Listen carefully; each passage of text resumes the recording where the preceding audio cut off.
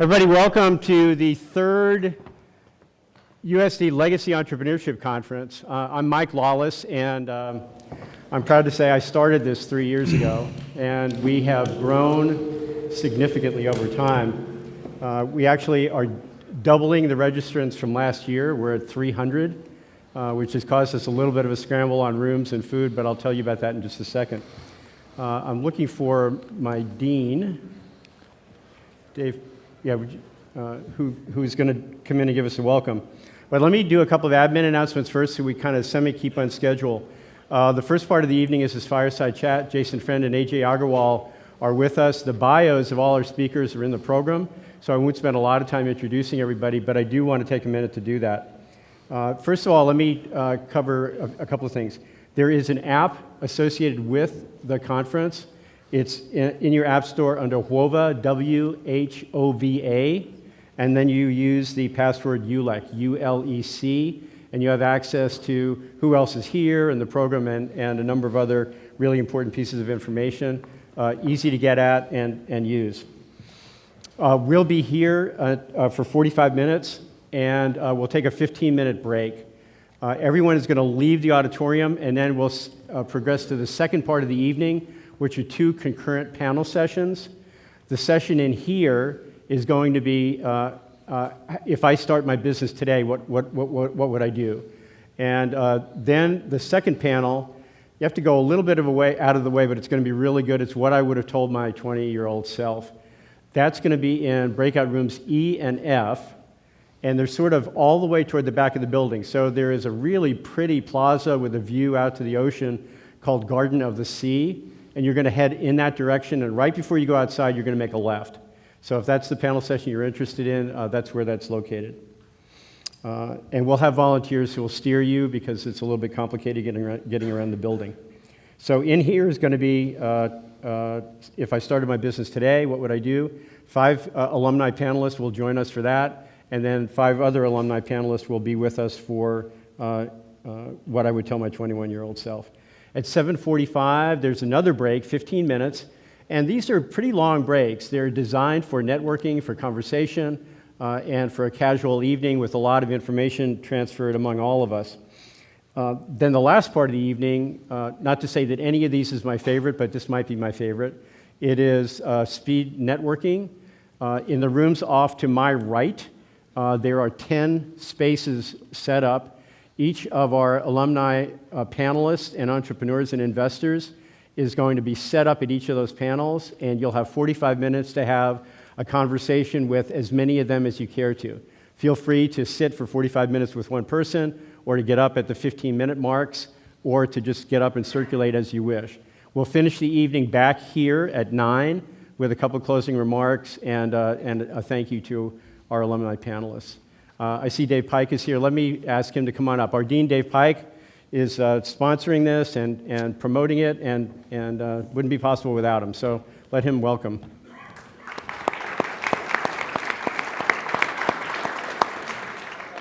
Did you know that the registrations doubled, I think, from last year? There are over 300 people that are registered for this. I think it was 150 last year, maybe 50 2 years before. I told Mike that it was probably the one tweet I sent out that attracted all my 14 followers to come. That's the promotion of this. I didn't know I was sponsoring it, Mike, but I am. Okay, so, but it's just so exciting for me to see what Professor Lawless and Regina have done, what our faculty and others pitching in, the alumni and friends who are spending their evening to share their thoughts with you. I tell you, I've been here 6 years, and the level of energy around entrepreneurship on this campus, and it's not just here, it's social innovation, it's in the spring, it's all year long, it's not just the business school, it's all over, all units on campus. It's just grown so dramatically, and that's because we have people like Professor Lawless and Regina and others who are really, really committed to training our students to learn about entrepreneurship, to be sobered about entrepreneurship, so you don't go in with your eyes bright and then flame out real quick. If you're going to flame out, you know in advance, you know what the risks are and the joys and that sort of thing. And then to see what happens among our students who come in saying, I want to do something really cool. And the ideas grow and develop and tweak and mold and pivot, and it's really awesome to watch. So I get to kind of stand back and cheer on the folks who are doing it because they're doing all the hard work. But it's really a joy as an educator to see what's happening on this campus. And tonight is one of the signature events. So with that, I just want to say thanks to AJ and Jason and Stephen and Jeffrey and the others who have come to share their expertise and their wisdom with us all. And so thanks and have a great evening.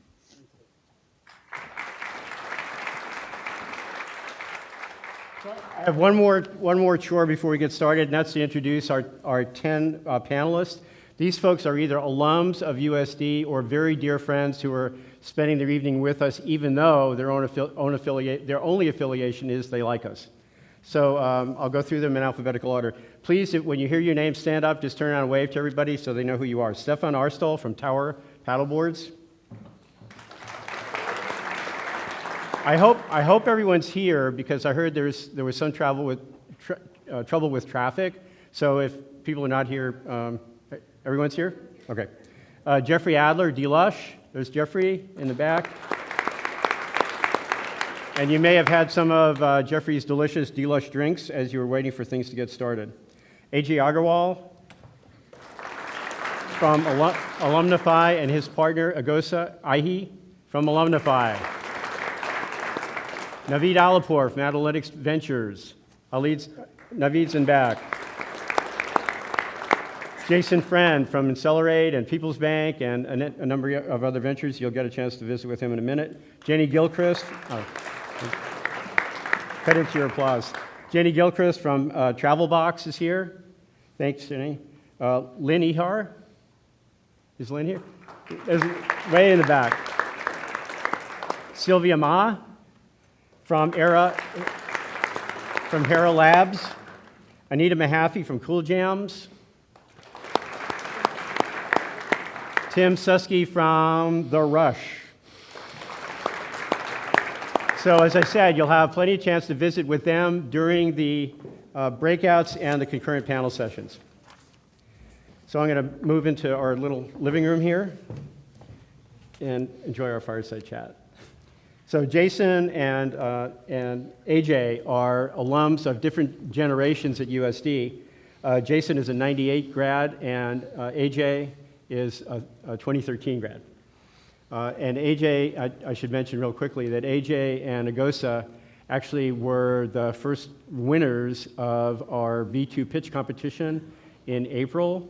And their pitch was so convincing to our angel investors that they were able to win 40 of the $50,000 purse that was available in April.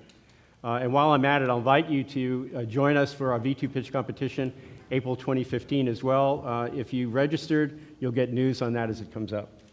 So the bios are in the program, so I won't spend a lot of time with that, just with these introductions.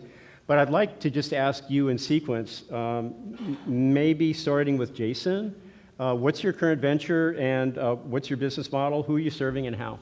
Well, first off, I'm a little disappointed to find out I'm a different generation than AJ. I would have thought we were the same age. Yeah, I keep having to tell myself I'm no longer 25, but my main business is a company called People's Bank Mortgage. We've been in business about 10 years.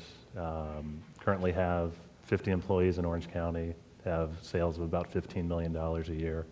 And home loan business, we originate and fund residential mortgages.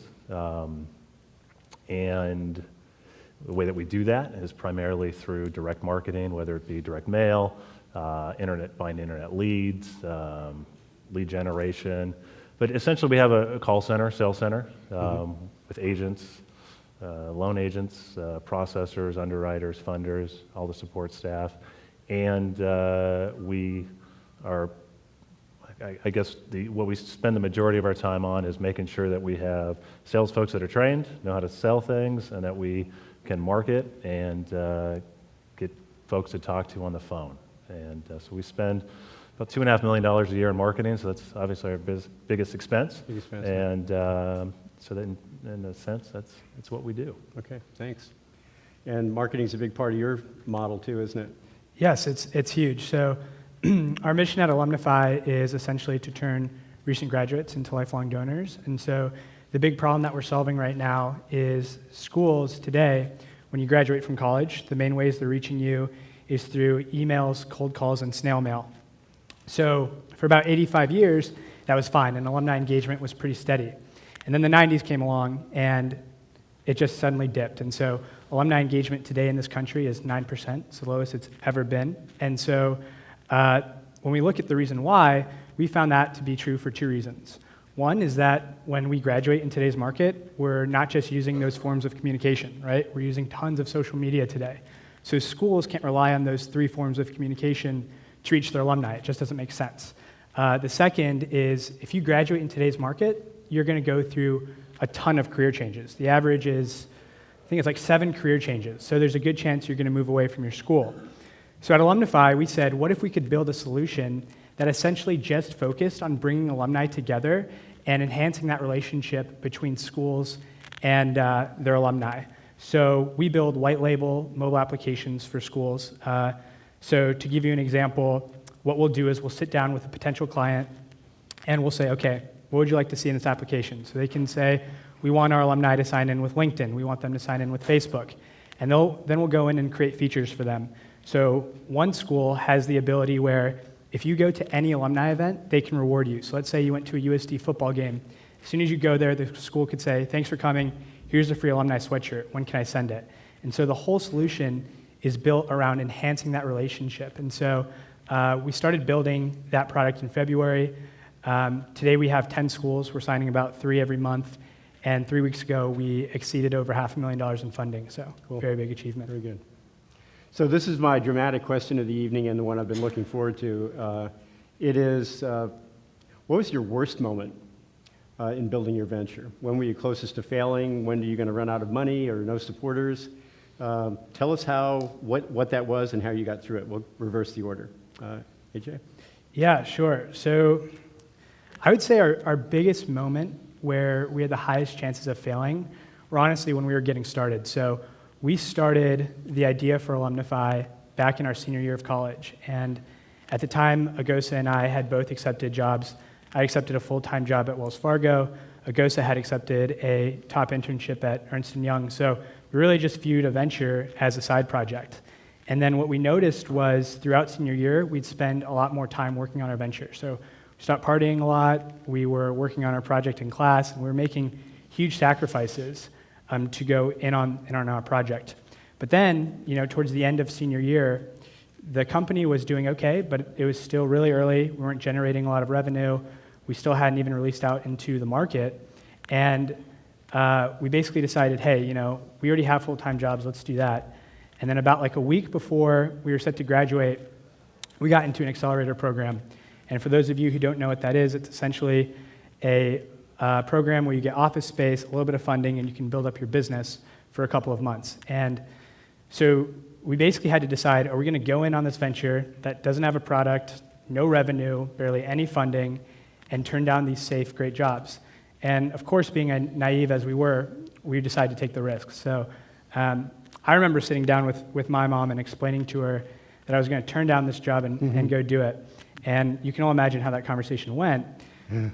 But after a bunch of negotiations, she said, AJ, I support you with this, but no, if you're going to do this, financially, you're going to do it yourself. I'm here to support you emotionally, but you're going to do it financially. And so that was a big point for me because it was deciding, okay, how much do I believe in this? And I sat down with Agosa and we said, all right, like the chances are really against us on this. We don't know what the heck we're doing, but we're still going to go through with it. And so there's a lot of interesting stories. I'll keep it short, but the first 2 weeks of the program, because the funding that we got was delayed about a month, so we spent the first 2 weeks and actually slept in the accelerator office.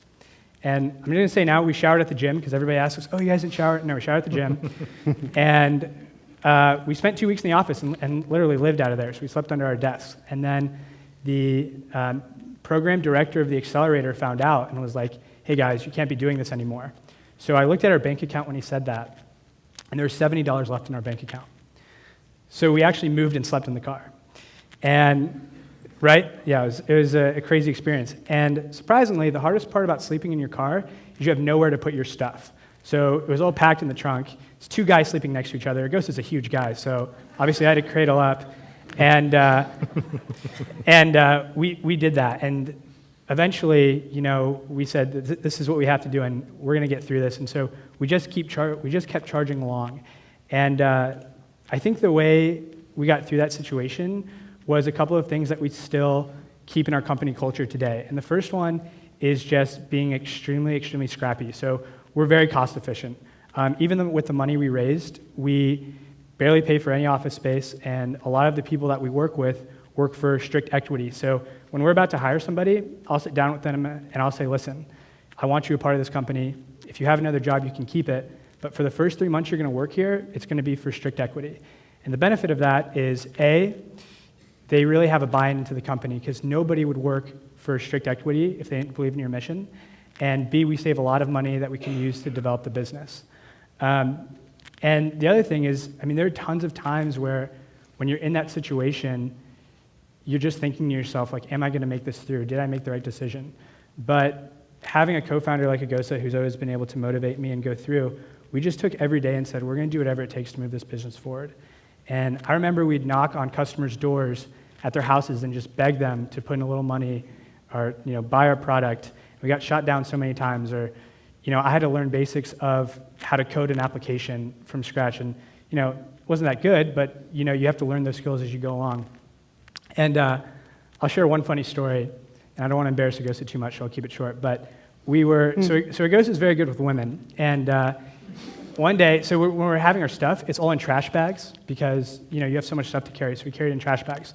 So technically we were homeless, but you could have thought we were homeless, right? We dressed in okay clothes, but we could have easily been mistaken for being homeless. So we see this very attractive girl in the parking lot, and Agosa goes and he hits on her. So she's being really nice to him, really nice, but in a weird kind of nice, like, oh, are you going to kill me? Do you want my money? Can I donate you money to leave?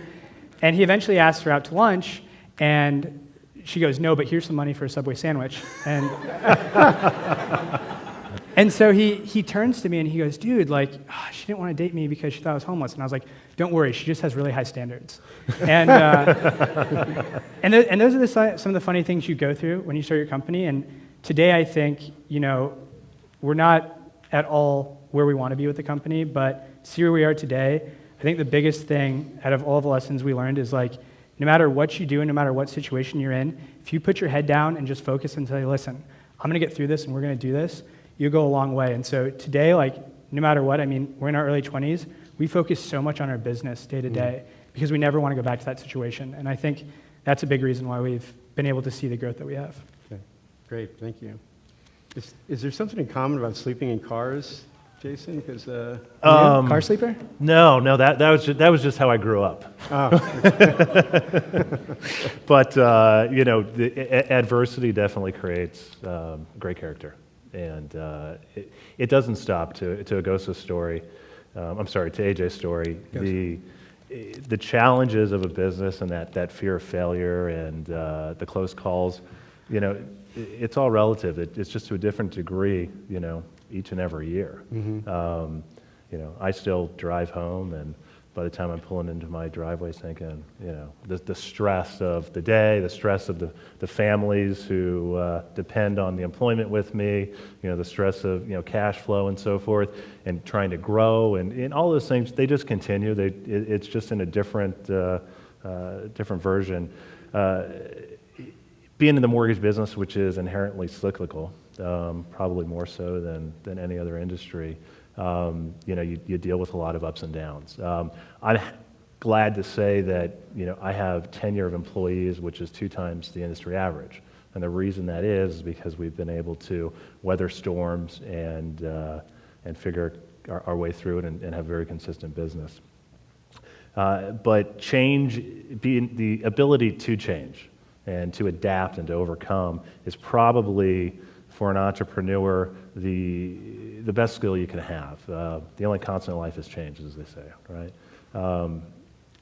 So at certain points, I can wake up on a given morning and the product that I've been marketing to, my folks are trained on, what we've been selling for the last 10 months is now gone. Whether that's a regulation, whether that's a guideline change, something changed. And it's happened especially over the last 6 or 7 years with all the turmoil in the mortgage and real estate market. It's happened quite a few times. So driving in, you kind of say, okay, I can't tell everyone that, the world's ending, so to speak, and that, we're going to stop doing what we're doing. So we have to create a plan. So also, that leadership, the ability to get everybody rallied around a new direction is a critical thing for any entrepreneur to have. I'm glad to say that the folks that work with me believe in me, and myself and my partner are able to get them rallied, to show them the direction that we're going in, and to change very, very quickly. So your message is it's not so much a critical event, a turning point, as much as just kind of an ongoing. It's absolutely managing ongoing. the process of a lot of uncertainty over time. That's so true. It's the way that you react when you think your world's falling apart, determines how successful you'll be in your own venture. Yeah. Because it's always falling apart. In a sense, it's all to different degrees, right? But you've always got the stress of one thing or another. One story recently I can think of is, due to regulation changes and so forth over the last 6 or 7 years, we've had different iterations of our business. About 4 years ago, when we started People's Bank Mortgage, it cost us about $1.5 million in order to start it up. I've kind of always keep my money set aside for business, my retirement, and then obviously you've got home equity or whatever asset you have.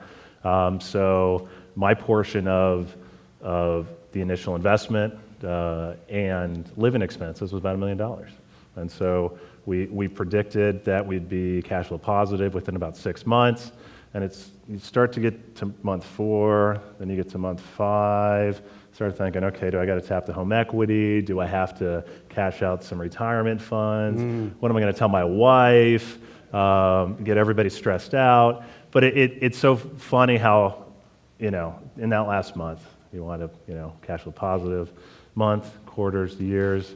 But I think the reason is because you're working within that stress, and that's driving you to succeed and to accomplish your goal. So it never changes. The 2 pieces of advice would be, be a good leader, have a solid vision, be able to rally people around the direction that you're going in. And the way that you do that with employees or associates is take care of them. Care about them, care about their families, care about.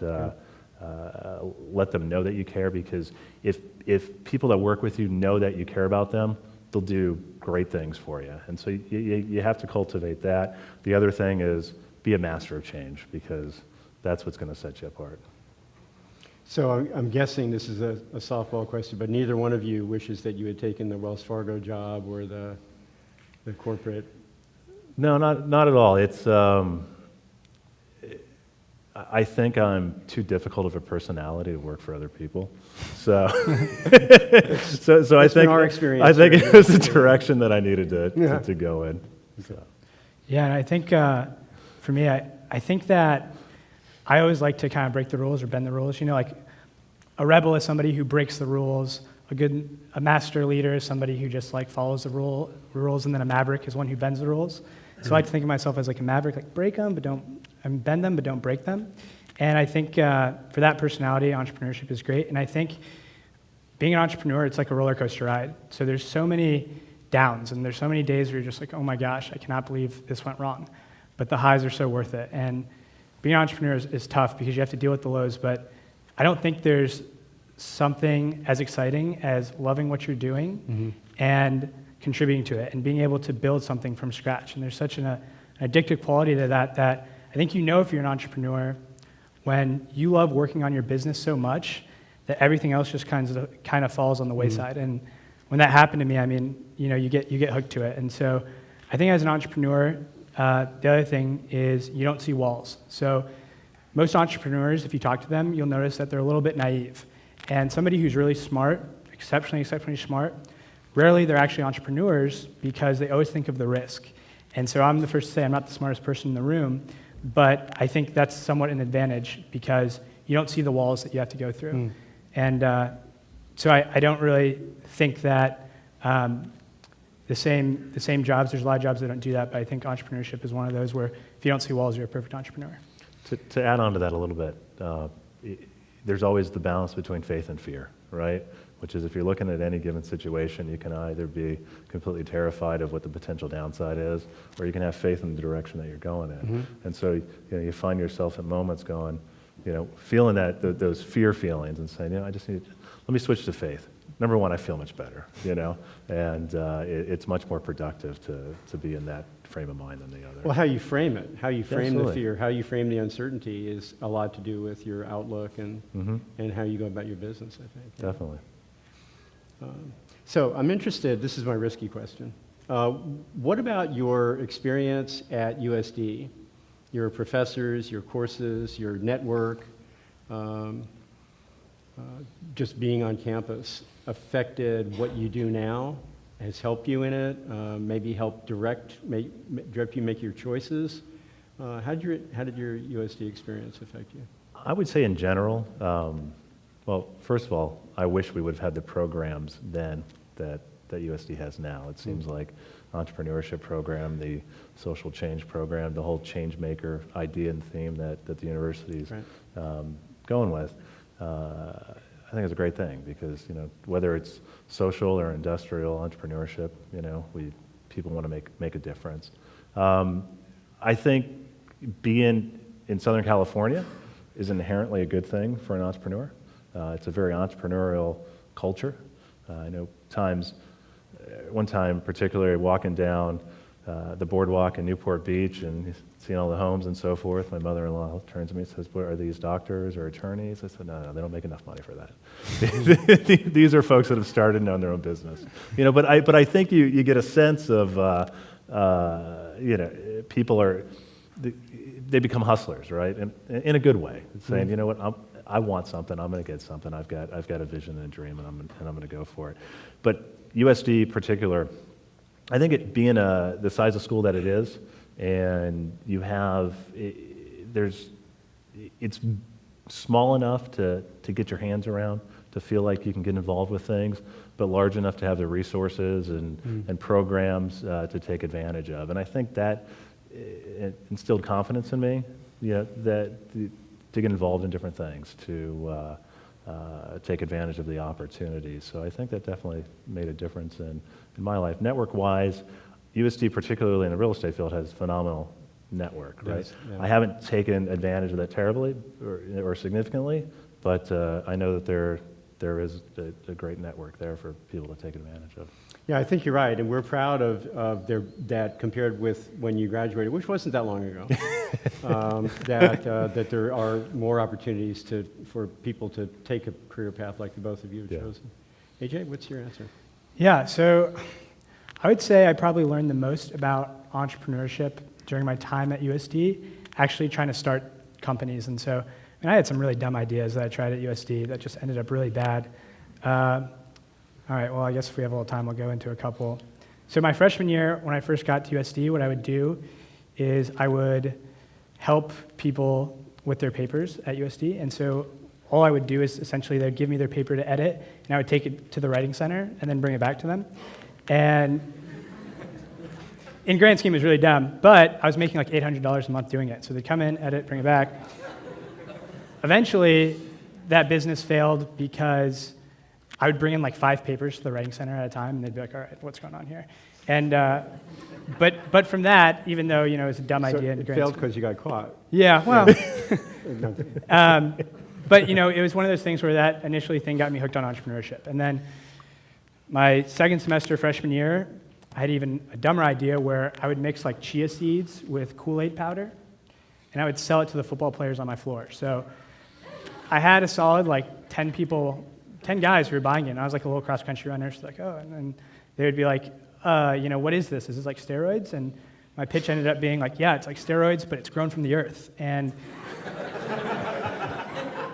I kid you not, I had like 10 people who were repeat buyers of that. And the way that failed is, so I came home from a party one night, and the RAs were getting our next door neighbors in trouble. And so they're searching the room, RAs do that, and they found, like, first off, this operation was like sketchy. I handed it to them in like a plastic bag. And so the RAs are searching the room, and they see my chia seed mixed with Kool-Aid powder, and they immediately think it's drugs. So they call the cops come in and search it and everything. It's this huge ordeal. Obviously, they found out it wasn't drugs, but that story got around. So of my 10 customers, they all left me from that.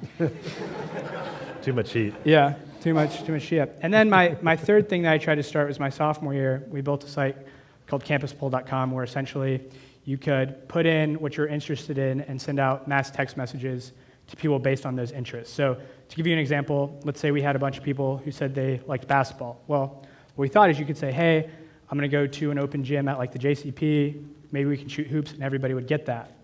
The problem is that everybody just used it for partying. That was the only interest on there.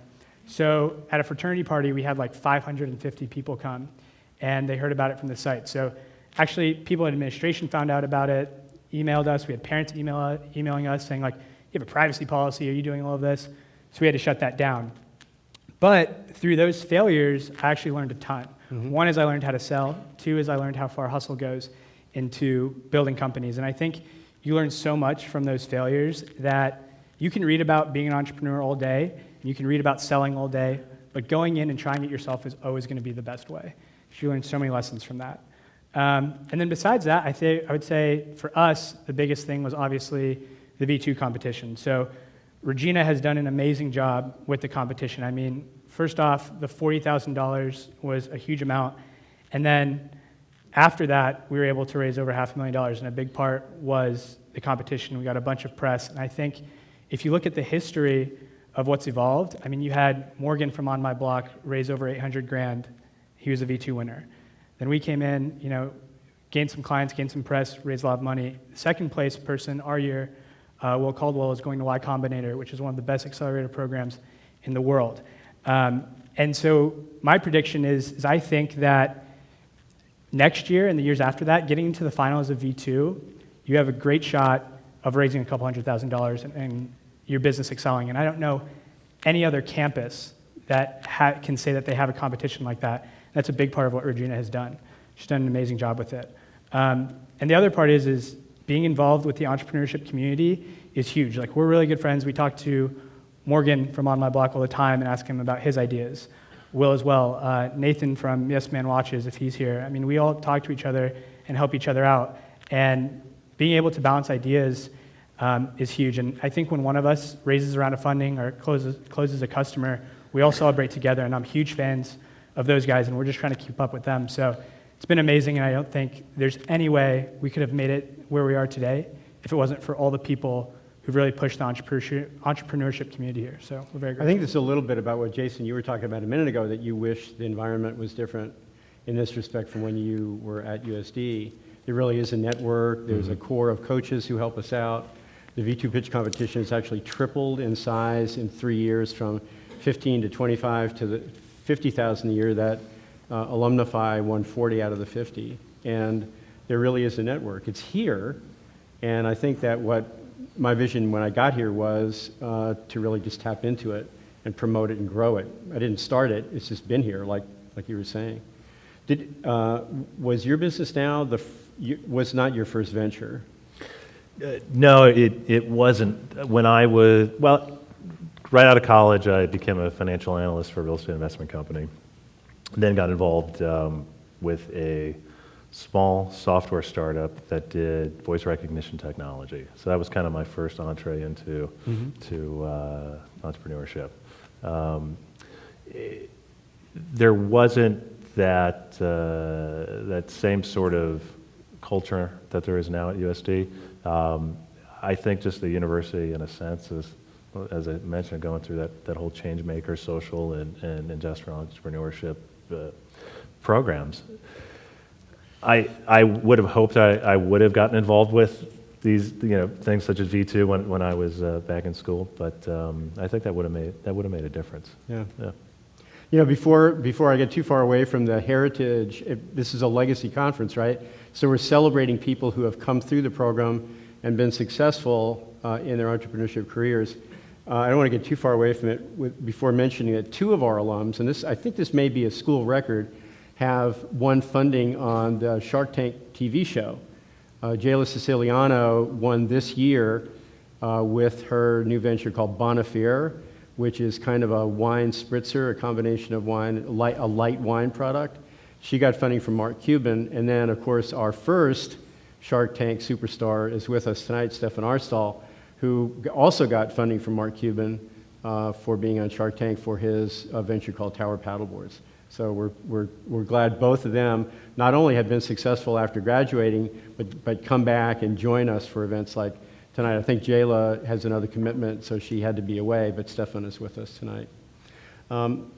We're getting close to the last few minutes, so let me just ask you, what did you want to tell our audience that you haven't so far about your career, about your ups and downs, about why you're here, and why you're joining us?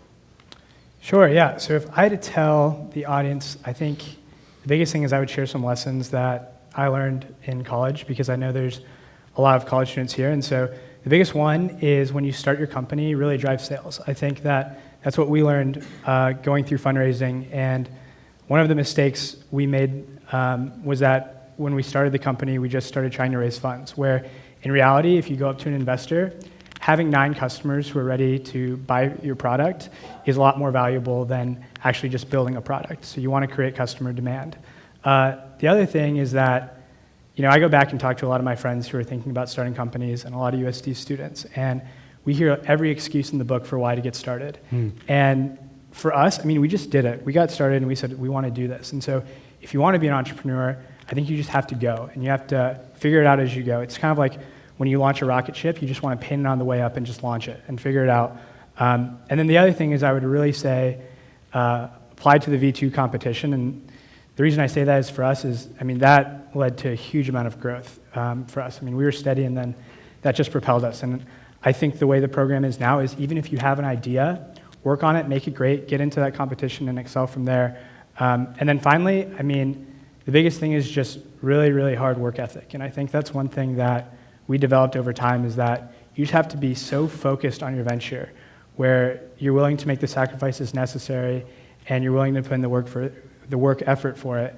And if you do that and you take away things like always going out and drinking, or there's tons of distractions in college, but college is one of the best times to start your company because you have tons of brilliant people here who want to join ventures as well. The USD community is doing so much for students who want to get into entrepreneurship. Start it now. Don't wait till you graduate. It'll only get harder. And I think what we need at USD is more entrepreneurs. And we're doing a good job, but there's tons of bright people here who have amazing ideas. And so just get started and figure it out as you go. I think one part actually that I had not totally thought through when we started the V2 pitch competition was not only do you have more money, which can be a game changer for a student startup, but the legitimacy part, which you keep hitting on. So when you get funded at that level of $40,000, that makes you more investable to other investors later on, and that's really a nice credential for a first-time entrepreneur. So if you're a student entrepreneur, investors are looking for evidence that you're really going to make this work, and you really don't have anything to show them, or not very much. You have your idea and your enthusiasm, but if you have someone who's already invested in you, and the V2 pitch competition gives that opportunity, then you've got some legitimacy that you wouldn't have otherwise. Yeah, and I think one of the other benefits that we got is kind of like what you touched on, Mike, is, it's not just the money. Obviously, you get tons of press, and we have 2 people on the USD board of advisors who actually invested in our company and our mentors, and then we immediately signed University of San Diego as a client after we won the competition. And so there's so much that goes along with it in winning that I think it was amazing for our company. Morgan from On My Block did amazing from it. And so I think the way it's evolved is it's exactly like you said. The funding is just part of it. the greater benefits are what happens after. Yeah, I think, and a joy for me has been this network of people helping each other out. Jason coming back, Tim is here, Anita's come back a number of times and helped out, and the other alums, I don't want to leave anybody out, but there really is an evolving community that's just a joy to see develop. Jason, last words? I would say a piece of advice for people who are interested in entrepreneurship is to remember that in the absence of having a great software product or something revolutionary, just be really good at something, whether it's an architect, accountant, attorney, and perfect that, be the best at it, and then start your own business based on it. You know, I think, you know, kind of those unsexy entrepreneurial ideas get the short end of the stick, but, you know, we have to remember that there are some very large businesses built off of people that were just really, really good at their specific trade, and they had a desire to teach that to others, to build a business. And so it's not let's find the next great idea, but always you can just remember, hey, let me be really, really good at the best at what I do and start a business based on that. Terrific. So I think I just want to remind you what we're going to do next. Well, first of all, before I remind you of anything, let's just thank these guys for spending their time with us.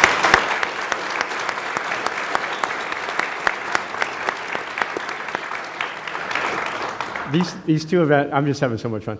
These two events, this evening and the V2 pitch competition in the spring, are highlights of the year and make all the work that we put in between worth it. So thanks a lot, guys. Thanks, Mike. We have a 15-minute break. I'd like everyone to actually leave the auditorium, go out and see if there's any more deluxe left or food on the hour.